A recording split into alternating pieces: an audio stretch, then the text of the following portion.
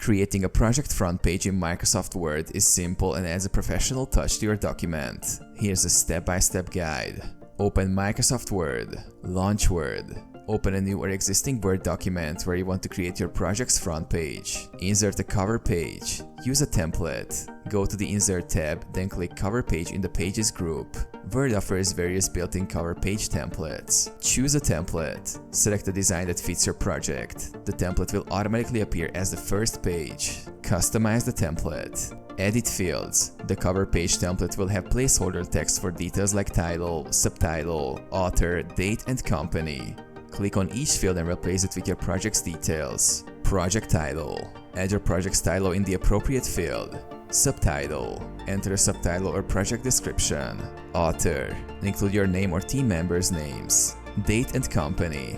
Add the project date and organization if applicable. Format manually.